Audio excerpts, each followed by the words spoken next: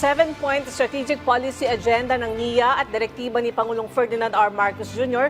para siguruhin ang maayos na mga irigasyon o irrigation infrastructure sa bansa. Ating pag-uusapan kasama si National Irrigation Administration Administrator, Engineer Eduardo Guillen. Engineer Guillen, naimbangal daw, sir? Alam, naimbangal daw. Gandang hapon po sa ating lahat. Okay, sir. Ngayong ika-62 anibersaryo ng NIA, paano po ninyo ilalarawan ang naging contribution ng ahensya sa pagpapalakas ng agrikultura sa bansa? Ay, napakahalaga po ang contribution po ng ating ahensya kasi alam niyo po naman na pagdating sa food security o yung pagsasaka, ang number one po na kailangan natin dyan is ito pong irigasyon. Ano po? At notably, sa mga areas po na may irigasyon, napapababa po natin ang poverty incidence. O malaking bagay po sa paghahanap ng buhay ng ating mga mamamayan, lalo na po yung ating mga farmers. Engineer, ano po ang pangunahing layunin nitong 7-point strategic policy agenda at paano ito isinasagawa po sa kasalukuyan? Ang atin pong siya ay alam niyo po, mula po dito sa modernization ng ating mga pagsasaka, yan po ang ating binibigyan na tinututukan po natin ngayon. Ano po? At dito nga po sa NIA ngayon, mula sa weather forecasting, ano po, meron na tayong artificial intelligence dyan, dito sa ating solar farming, ganun din po. At tinututukan din natin ang pag-aangat ng buhay ng ating mga magsasaka sa pamamagitan ng pagbuo ng mga ng cooperative sa ating mga Irrigators Association. So, napakarami po naming trabaho po ngayon. Ano? Talagang sabi ko sa ating mga kasamaan sa NIA, all hands on deck. Kailangan matupad po natin itong food security na gusto ng ating Pangulo tungo sa MONLAD, bagong Pilipinas. Nabanggit nyo, Admin Guillen, yung binibigay nyong suporta o yung mga programa ninyo para dun sa Irrigators Association. So pwedeng paki-elaborate lang po yung support services at yung Renewable Energy Development Program para sa mga samahang ito. Ito po kasi yung programa namin, Farm Support Program natin, Farmer Support Program. Ito po yung contract farming. Ano po. Actually, ang talagang target po nito is yung gusto kasi ng ahensya natin na ilipat yung cropping calendar natin. Ano po, nilalagay namin yung yung tinatawag namin double dry cropping. Gusto po natin na ilipat po sa yung pagsasaka natin, magkaroon ng double dry para po ma-increase yung cropping intensity ng ating mga farmers. Ano po, at ultimately yung yield, yung ating productivity. So, for this year alone po, nakalipat na po kami ng around 350,000 hectares. Nakapag-double dry po tayo. Ito po yung tinatawag natin na, in other terms, ito po yung third cropping. Ano po? So, ibig sabihin po niyan, sa 350,000 hectares, meron na pong additional na around 2 million metric tons na palay. Ano po? So, napakalaki po na to. And in terms of sa construction, ano po, direin mo yung 350,000 hectares na mai-add mo, na mataniman mo ulit. Kung 1.2 to 1.5 million ang average na cost ng ating construction cost para sa irrigation facility natin, kahit 1 million na lang kamo, di na 350 billion na po yun. Para mong fast-track yung construction ng 350,000 hectares sa pamamagitan lang ng paglipat mo ng cropping calendar. At hindi lamang po yun, ano? Ang isang unintended na benepisyo po natin sa paglipat natin ng cropping calendar. Kasi dati po, April o kaya May, tigil na po tayo ng pag-release ng tubig sa ating mga dams. Ang sunod na lang is July. Ngayon po, naka-full power production yung malalaking dams natin. Ngayong taon na ito, nakaka-contribute din po kami sa power production. So, napansin niyo ba ngayong summer, hindi ko masyadong problema ang electricity. Dahil malaki pong naitulong ng mga sa power production ng mga dams natin. So, you know, holistic approach po itong ginagawa ng ating ahensya ngayon. Matulungan yung ating mga farmers, iangat ang kita, at madagdagan yung production natin ng rice at yung sa kuryente. Okay, sir, mula po nung kayo ay namuno dyan, kumusta na po yung kalagayan ng mga irrigation infrastructure projects sa iba't ibang region sa bansa ngayon? At may mga bago po bang proyekto na ilulunsad sa mga susunod na buwan? Pati po yung mga namana ninyo na proyekto bago po kayo naupo dyan? Una po, ang napansin ko kaagad na problema natin noon sa buong bansa natin po is that yung mga dulo ng irrigation facilities natin ay hindi na po naabutan ng patubig. Dahil po lahat naman ng ilog kasi sa buong Pilipinas ay silted, natabunan na po ng graba. No? So, ang ginawa natin, nirestore natin yung mga areas na yon sa pamamagitan po ng pagpapatayo ng mga solar pump irrigation. Kumuha kami ng groundwater para po idagdag dito sa kanal natin. At marami na po tayo mapagawang gano'n. Ano po? In fact, sa mga susunod na araw, sa linggo, marami kaming ino-offer sa ating Pangulo na pwede niyang inaugurate ng mga projects na yan. Ano po? So, at yung mga dinatnan po natin, ng mga problematic mga projects, marami na rin po tayong napatapos. No?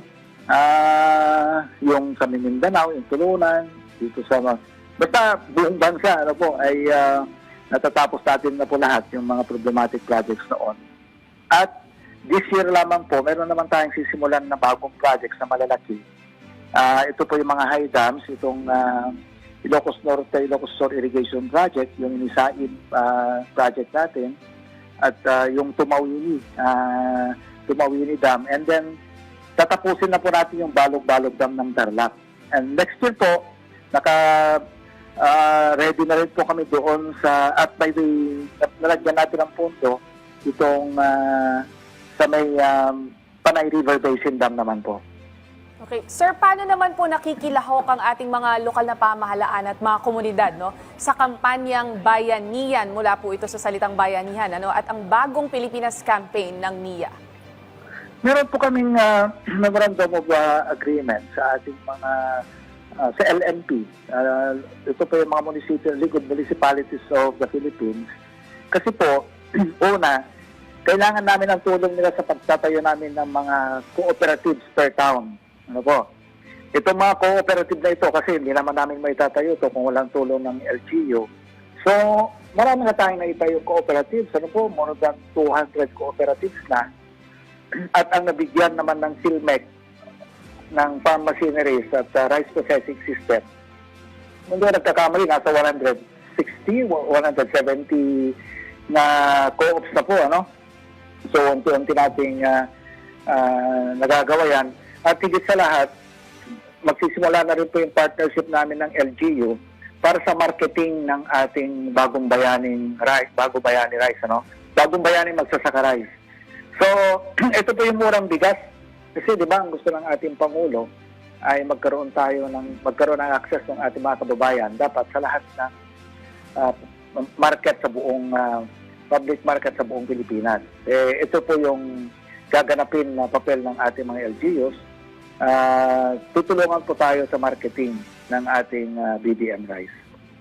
Admin, lagi pong tagubilin ng ating Pangulong Ferdinand R. Marcos Jr. na isaayos ang mga irrigation system at mga kanal, whether it's planting season, harvest season, at lalo na pag tag-ulan. So ano po yung mga hakbang ng NIA para ipatupad ang mga direktiba ng Pangulo? Tama po yun. Kung maalala niyo po, lately lamang ay tinurn over ng ating Presidente yung third tranche ng ating mga bagong mga heavy equipments natin. Ano po, nakakatulong po ito katulad noong una, yung first tranche natin, El Nino. So, nakatulong po ito sa pag-desil ng ating mga irrigation canal, ganyan din po noong La Nina, itong second tranche natin. At nitong third tranche naman po natin ngayon, lalong nadagdagan yung ating heavy equipments. Nagkaroon pa tayo ng mga dump trucks ngayon at grader para maayos din po yung mga service roads, yung mga farm to market roads natin, ano, sa ating mga irrigation facilities. So, kami naman po ay kailangan ma-maximize kasi natin yung pondo. Maliit lang ang pondo po ng NIA. So, naisip namin kung ito i-by administration natin at nakakatulong din ho sa amin yung mga LGUs sa fuel consumption ng ating mga sasakyan. ay mas marami po tayo nagagawa. Point in case po, yung, di ba, itong nakaraang malalakas na bagyo dyan sa may Bicol area, mahigit 1 billion po ang nasira sa aming facilities dyan, irrigation facilities. Pero naayos po natin yung around 60% dyan sa pamamagitan lang ng paggamit ng ating mga heavy equipment. So, napakalaking bagay po sa NIA yung ibinibigay ng ating Pangulo ng mga heavy equipment sa atin. Sir, kumusta naman po yung implementasyon nitong refleeting program ng NIA? Ilan na po sa mga bagong makinarya yung naipabahagi sa mga region at paano ito nakatutulong ngayon sa pagpapahusay ng irigasyon? Nako, this year lamang po, may 200 na mga units ng heavy equipment ang naibigay natin sa mga regions natin. Equitable distribution naman po ito. Mula sa backhoe hanggang sa itong ating mga prime movers, yung mga low-bed trucks para sa mobilization ng ating equipment. Meron na rin tayo mga loader backhoe na ipinamigay. Tuwang-tuwa po yung ating mga farmers. Sabi nga ako ng iba, ito lang, kagagaling ko lang po ng Cagayan ngayon. Sabi po na nakausap ko ng isang IA natin doon, damang-dama daw nila ngayon ang kaibahan ng pagtulong ng gobyerno sa kanila. Ramdam na ramdam namin, sabi po nila. Sir, balikan ko po kanina yung tanong po ni Asek Joey ukol sa ating mga major canals. Paano po ba isinasagawa yung mga inspeksyon o assessment nito upang matiyak ang kanilang mahusay o magandang kondisyon? May schedule po ba ito kada taon? How frequent is this, sir? Napakaganda nga po ng sistema ng NIA dito kasi ang totoo niyan, meron po tayong subsidy sa ating mga farmers para tumulong po sila na mag-maintain ng ating irrigation facilities, mga irrigation canals po natin. So, hindi lamang po ang NIA ang nag-inspect sa mga yan, kundi pati na yung ating mga end users. Kaya, ang malasakit, siyempre, nandun. Sila ang nakakagamit po nito. So, in fact, for every hectare po na mapatubigan ng ating mga farmers, nagbibigay po ng subsidy ang NIA na from 150, nung dumating po ako sa NIA, 150 lang Ngayon, 500 pesos na po per hectare. So, nandun po yung incentive nila na pagandahin itong irrigation canals natin. Kaya, sila rin po yung mechanism natin na pag-report nila na kung may problema yung mga irrigation canals, kailangan ng desilting, talaga pong mga IAs na po natin ang nangungulit sa atin. Hindi na po kailangan mag-inspect pa ang NIA. Although, ginagawa naman ng mga engineers po natin yan, But ipakita ko lang po sa inyo kung gaano po kaganda yung bayanihan o pagtutulungan ng NIA at ng mga end user farmers natin. Mhm. Admin, sa maintenance po ng ating irrigation facilities, ano yung kadalasang challenges na nakikita natin sa maintenance? Kasi nabanggit nyo yan, desilting. Tapos nung panahon ng El Nino, parang kinailangang i-extend yung ibang mga kanal So ano po yung mga kadalasang challenge na na-encounter natin sa maintenance? Talaga po ang pinaka-problema natin dyan, yung kakulangan ng tubig dahil silted yung ating mga ilog at mga irrigation canals. Yun po yung number 1 po dyan. Pero naibsan naman po yan dahil sa ating mga na-issue ng mga heavy equipments at yung pondo na ibinigay sa atin sa pamamagitan po. Malaking tulong po yung sa atin ng Pangulo at saka ni Speaker Romualdez dahil binigyan po kami ng pondo para sa solar pump irrigation. So yun po yung mga challenges natin. Yung iba naman, siyempre kailangan po natin lagyan ng semento. Dapat masemento para mas mabilis yung daloy ng tubig. Pero sa amin sa NIA po kasi, in every crisis lies the seed of opportunity. So yung mga hindi namin nasa semento po ng mga irrigation canals natin, para mapakinabangan, doon po kami naglalagay ng project na gulayan sa irrigation canal. At nakatie up naman po ito sa DSWD para doon po sa project naman ng DSWD na Enhanced Partnership Against Hunger and Poverty, yung EPAP. So, kami po talagang gumagawa kami ng paraan para masolusyonan po yung ating mga problema. Sir, nabanggit niyo po kanina na nasa 200 na yung mga equipment na naipamahagi ninyo sa mga region. May plano pa po ba ang NIA na dagdagan pa itong mga makinarya na ito, lalo na kung madadagdagan naman yung pondo sa susunod na taon? Tsaka ano po yung plano ninyo pang mga ipamahagi ng mga makinarya? Ma'am, yung 200 is for this year alone, ha? Around 200 din yung mga nakaraang taon. So 600, almost 600 units na po na ipamahagi natin sa buong Pilipinas. At patuloy pa po kami nagre-refleet kasi mayroon pa pong request yung ating mga base, yung ngayon ay need base na po, ano? So may mga request pa po sila sa atin, kagaya po ng wheel type backhoe. Kasi yung mga nauna po natin backhoe, mga crawler type kailangan pa daw nila yung mga wheel type backhoe para mas mabilis yung pagtugon na hindi na kailangan yung ating mga low bed. Hindi lang yan, yung ating may grader na tayo, sabi nila wala naman tayong pison. Kailangan din natin pisonin yung kalsada para mas matibay. So kailangan namin bumili pa ng pison, mga wheel type backhoe. At may mga additional pa pong mga equipments na nire-request ng ating mga farmers.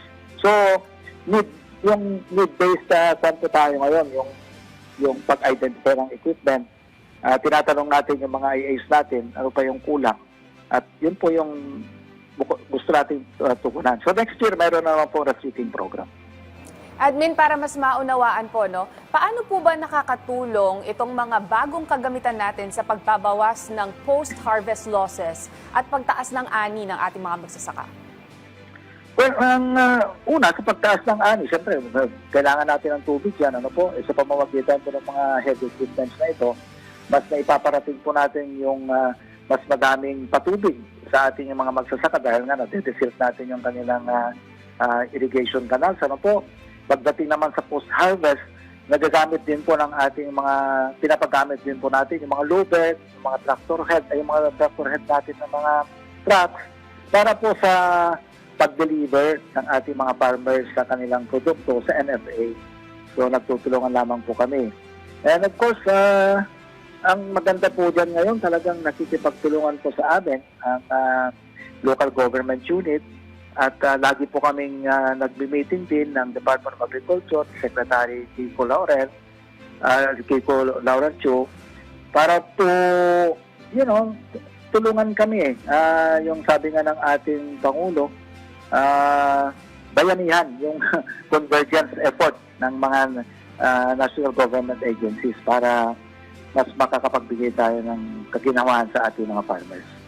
Balikan natin, Admin, yung maintenance ng irrigation facilities. No? Nabanggit nyo na mahalaga yung role ng end users para sa maintenance, pati na rin ng mga LGU. So, meron po ba tayong training para sa kanila para makatulong sila sa pag-maintain ng mga pasilidad na ito?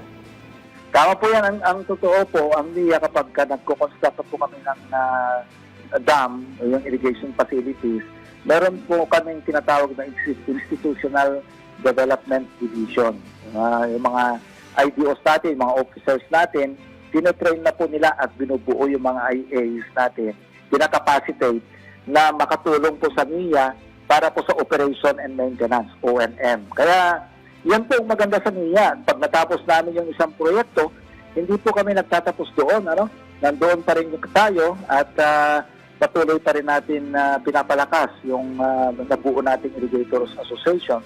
Katunayan niya, ngayon, binubuo pa natin silang cooperatives para makatulong ng malaki sa ating operation and maintenance. At hindi lang yon, para po doon sa kanilang pagbebenta, pagpuprocess ng kanilang produkto.